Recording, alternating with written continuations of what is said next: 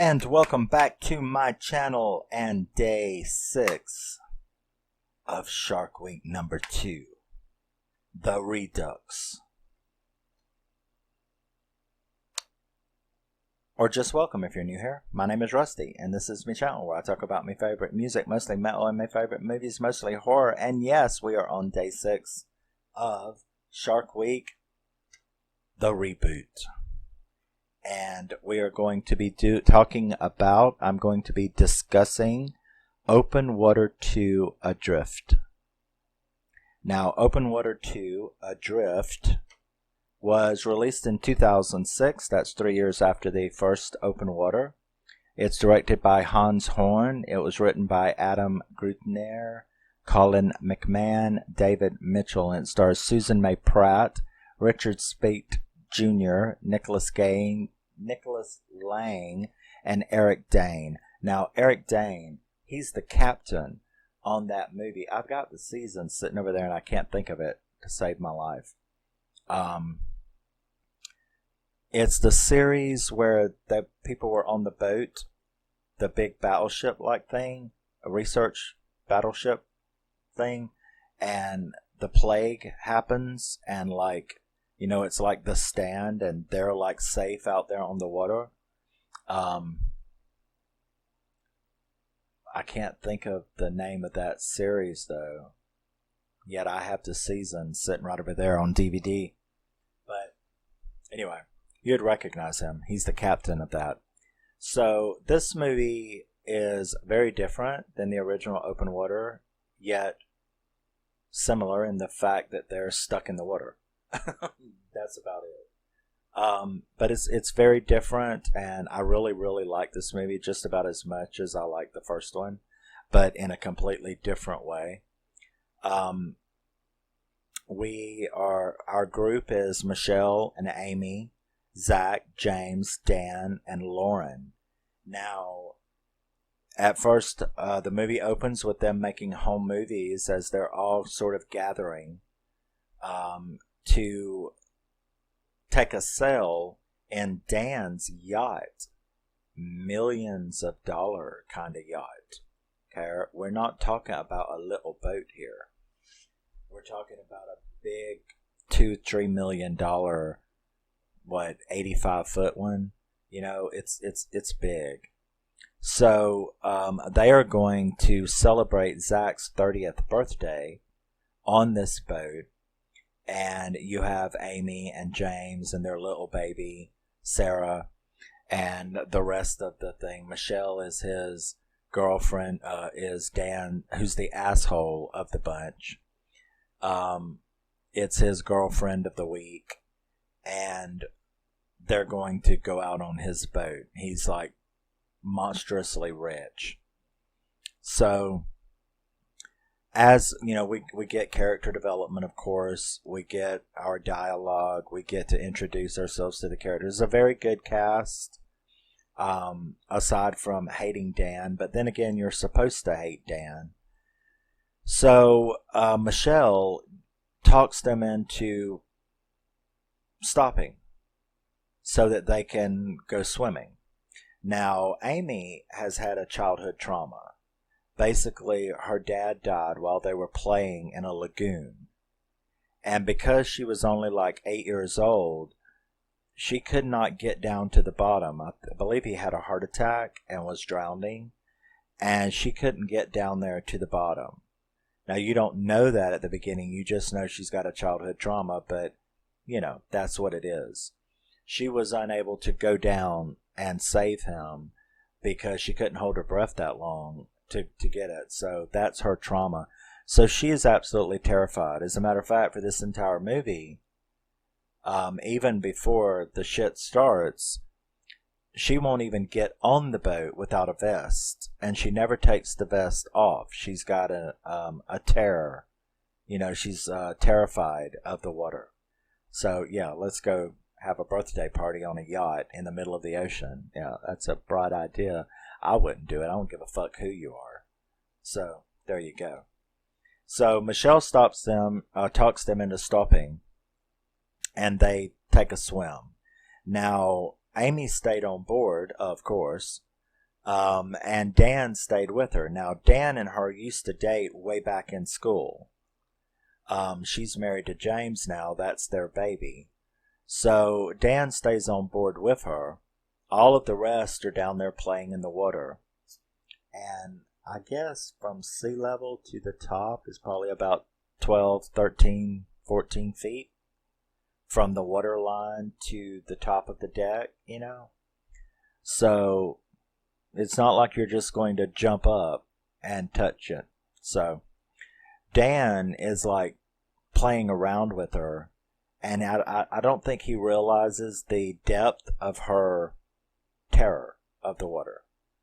But so he's just going to play a little practical joke, and he grabs her and picks her up to pretend like he's going to throw her over into the water. Now, he didn't realize the depth of her despair. So she freaks out, ending up making him drop her and pull his own ass in as well. So there they are. Everybody's very, very angry at him. They're trying to calm her down because she's in the water. So they fall into the water and she freaks out due to her past. And after they get through cussing Dan out and trying to calm her down, they realize something very, very important. He did not lower the ladder. You know, there's a little button that you mash that makes this little deck come out of the side of the yacht for you to enter the water. And it's got a ladder on it and stuff. Well, he didn't do that. So the baby is up there asleep in the bed in one of the bedrooms, and they're all in the water with no way to get back on the fucking boat. You know, they swim around it, and it's like, there's no way to get it. There's no way. Now, of course, in your mind, you're going to be thinking, oh, well, come on. You know, can't you stand on someone's shoulder? Can you stand on someone's shoulder in the middle of the ocean and climb up something? Why? There's no fucking leverage, people, okay? There's nothing holding your feet down. You're not standing on anything. You have no leverage to lift someone up. So, there you go. You think you know how to get your ass back on that boat, but you don't. Because there's no fucking way. So, I'm making fun of that because when you hear the concept of the story, you're like, oh, come on. Just, you know, give someone a lift. You know, here, step in my hand. It's not going to work, baby. You're just going to sink. There's nothing under you holding you up. There's no leverage for you to get a hold of. So, there's absolutely nothing that these people can do. They're fucking looking up 14 feet and the deck's up there. Granted, you can flow with the boat, but you can't get back on it. There's nothing to grab. There's no way. You know, they tried all of this shit. Like, well, let me dive down and then try to come up like the Little Mermaid and come up high enough to grab. It ain't gonna work. Okay. So, fear starts to happen, right? Everyone's pissed at Dan. Fear grows and anger, and they start blaming each other. And of course, everybody hates Dan, right? Because he caused this shit. Michelle, I don't know. She was that close because for the safety of the group,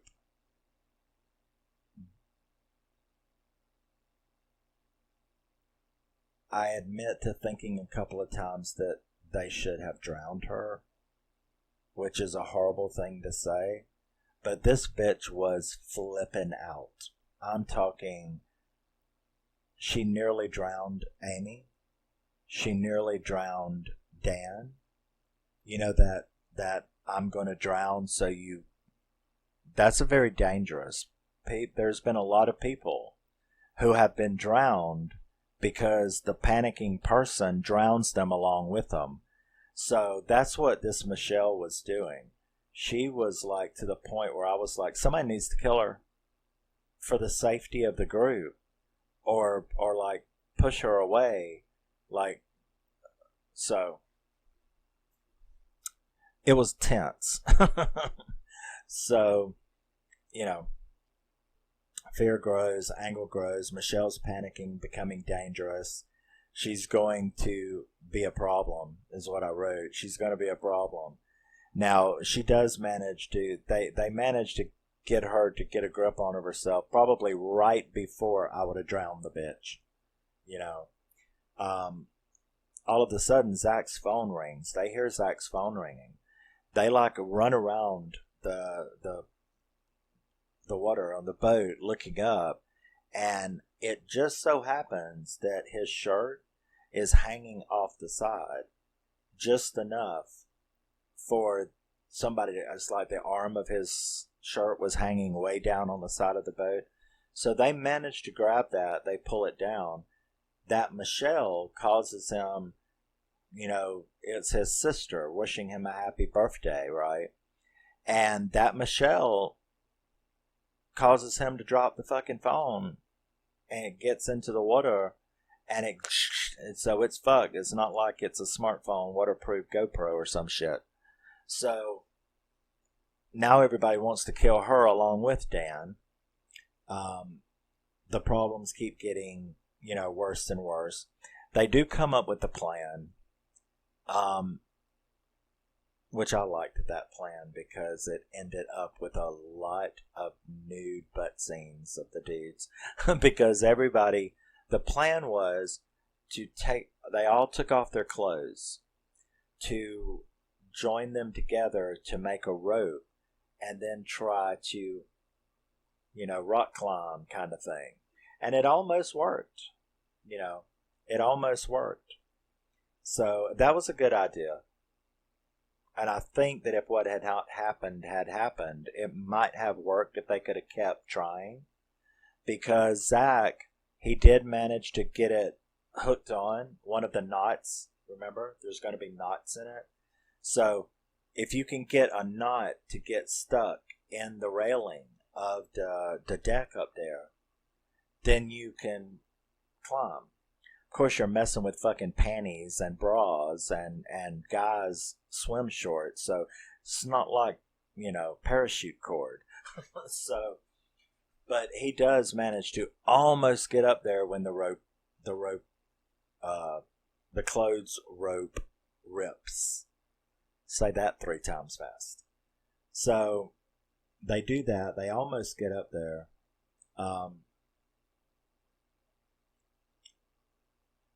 Zach almost makes it. Now James, he comes up with his own idea, and that is like, he asks Dan, like, is there any other entrance to the boat, like to the engine room or something?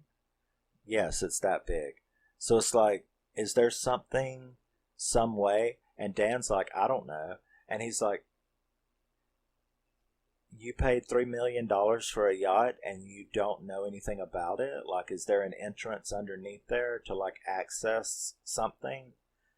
So that was a clue, folks. So James, he decides to go and check around the propellers, around, is there some way, which I ain't going nowhere near a boat propeller, but he did. So Zach lets him borrow his knife, which is what he used to cut up everybody's clothes. So James goes looking for that. Now, while he's doing it, he fucks up and drops the knife. And he goes after it. And he does manage to get it, the knife, but he's went too far down.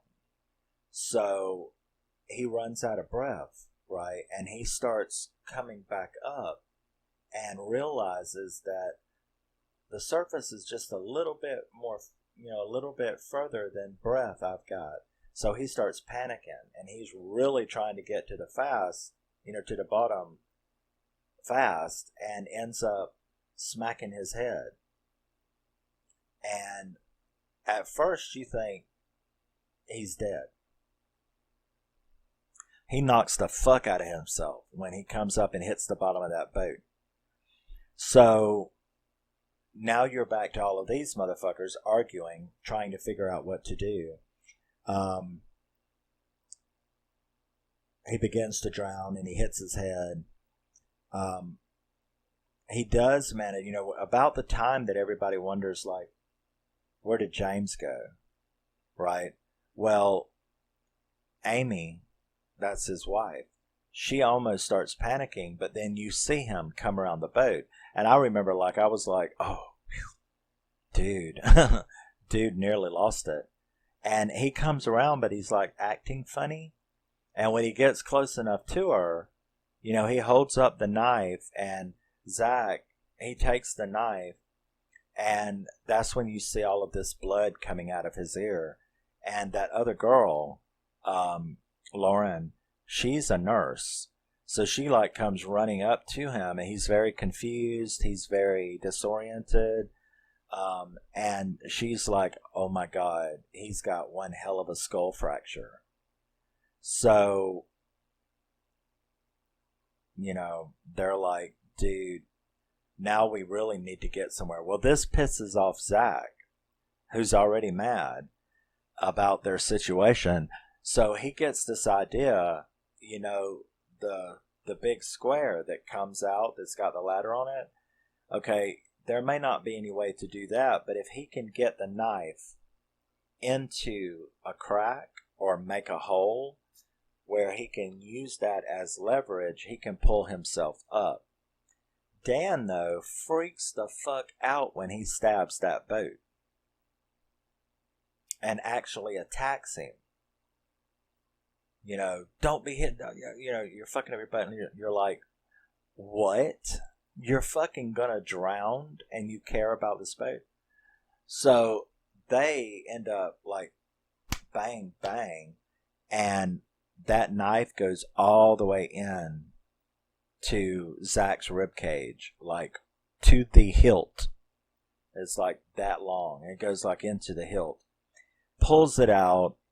Now everybody's freaking out. They try to bandage, hold the stuff up against it. And so he's in trouble. James has got a fucking skull fracture. He's gutted, and bleeding. Caused him to be stabbed. And of course, at this time, the knife really is dropped for good. And Michelle completely freaks out at that time. Because, what do you think? There's blood in the water from Zach bleeding. So Michelle, she freaks out. She goes swimming off. Gotta get away from the blood. Gotta get away from the blood. And hardly nobody knows that she's gone for a few minutes because they're all freaking out. Dan's up against the boat, traumatized. Oh my God, what did I just do? What's going on? You can tell that his whole world has just crashed down. And you're not really sure why. You think that it's because of Zach, right? Because he just participated in gutting his friend. So, but in a minute you'll find out why he's freaked out. But, so, when they realize that Michelle is gone, and they looking around and they don't see her anywhere, Dan freaks out again, and he goes swimming out there for her, and he's looking under the water. He's got goggles. He's looking under the water, and he sees her. She's probably 20 feet below, and she's just like an angel with her big long blonde hair, and she's just floating away. She's dead. She's drowned. She swam out there and fucking drowned. So he tries to get a hold of her, but he can't get close enough. She's already too far down. He manages to make it back up to the surface, and he goes back up there to them, and he's just really, you can tell that he's really freaked out. Then we have Zach's death scene because he's bled to death. And that was such a sad scene that it was not even funny. I mean, I was that close to fucking crying, because his scene was that was just a horrible death scene where he bleeds to death. This causes James to freak out, and he attacks Dan, punches him a couple of times, which is not something that he should have been doing because he's got a very bad skull fracture. So, in the midst of all this, them trying to calm James down, you have to quit moving. You have to quit doing this. Because you gotta, like, your skull is cracked. Stop. Dan has now once again got into that position up against the boat looking like the end of the world. And that's where we get the rest of the story. This has all been for nothing. Dan is a fake. He was lying this whole time.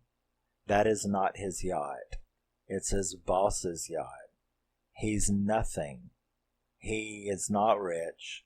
He is basically an assistant to some rich guy. He's, what do you call himself? He calls himself like a cabin boy. That all of this was just to pretend to impress these friends that he went to school with.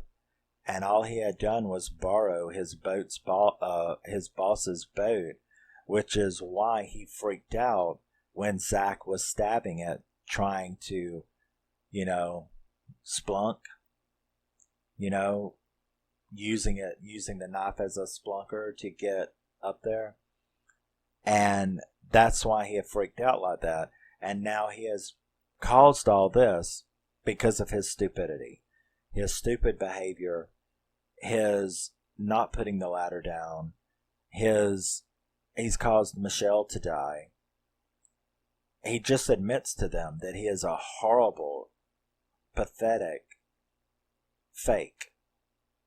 And now Zach is dead. Michelle is dead. They're all gonna die. The baby's sitting up there crying alone on this boat. And Lauren, she's had enough. She does what the girl in the first movie did. And that is, well, not in the same way, but she's like, I cannot do this. I cannot do this, hang out at the bottom of the boat until we finally drown or get eaten by sharks or something. She's like, I am swimming for shore. And they're like, dude, we're fucking 10 miles out. You ain't swimming nowhere. Yes, that's what I'm going to do. And their facial emotions and all are really good because Amy, who's her best friend, Amy knows what she's doing. And that is, this is her way of committing suicide, like that first girl did in that first movie. But she just doesn't want to say it. Because she knows she is not going to make it to shore. Michelle just went out there and died. She's exhausted too. She ain't going to go nowhere. And so it's like between everybody knows what she's doing. She's not going to commit suicide like go under and drown, but she's just going to swim until she drowns. She's not going to go out this way. Which I admire. She's like, I'm not going to just stand here and die. This guy who was fixing to propose to me, he just bled to death in my arms. I'm not going out like this. So instead, she's like, I'm going to swim. I know I'm going to die. Y'all know I'm going to die, but that's the way it is. And she does. She takes off. You never see her again. So she died. So he's the cause, Dan's the cause of yet another death. So where am I? So Dan, he's like, well, I'm going to go try to find the knife. And she's like, do you have any idea how far we've drifted? He's like, yeah, but there's nothing else. I've got to go try to find the knife. And he does. He goes, he doesn't find it. But I mean, he goes and he tries to find that knife. Big storm starts coming. So now we're having to deal with a storm again. And when Dan finally does come back, he gets so angry that he starts smashing his goggles up against the side of the boat. And when he does, the lenses come out and it like cuts his hand real bad. So he knows that it's sturdy at least. And he's going to use that in the same way that Zach was going to use the knife.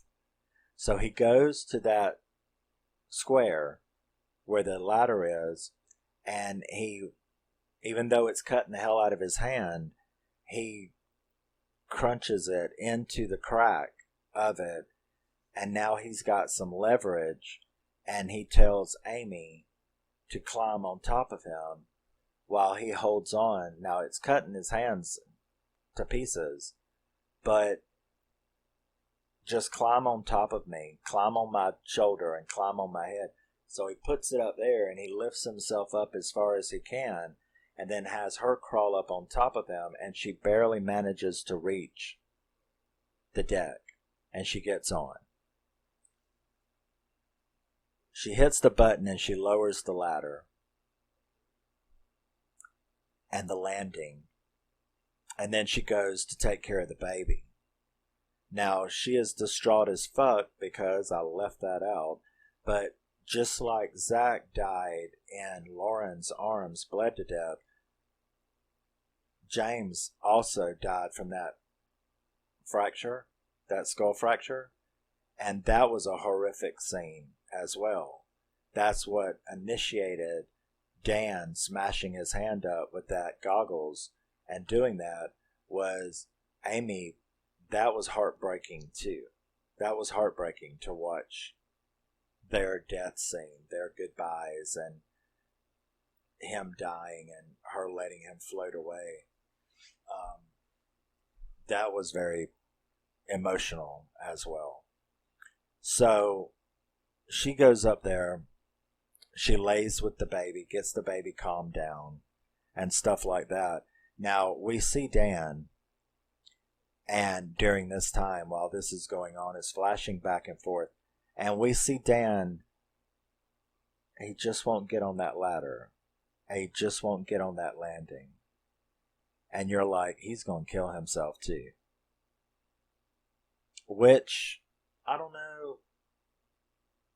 Look at what he's done. Look at what he caused. I don't know, man. I understood. But she finally notices, I'm not hearing nothing. He's not come in. So she gets up off the bed and she goes back out there and she sees him off in the distance a little bit and she knows what he's up to. And she has this moment. Yes, my baby's here, but the ladder's down. I couldn't save my father, so I'm going to save him. So believe it or not, the bitch jumps back in and goes out there and rescues Dan, who's, I don't know, by the time she got to him, he was about 8 feet underwater. He was drowning. She pulls him back up, and next thing you know, it's daylight. And this fishing boat is like trawler, sees the shot and like comes up and it circles it and it doesn't see anybody. And he gets close enough, he can hear a baby crying.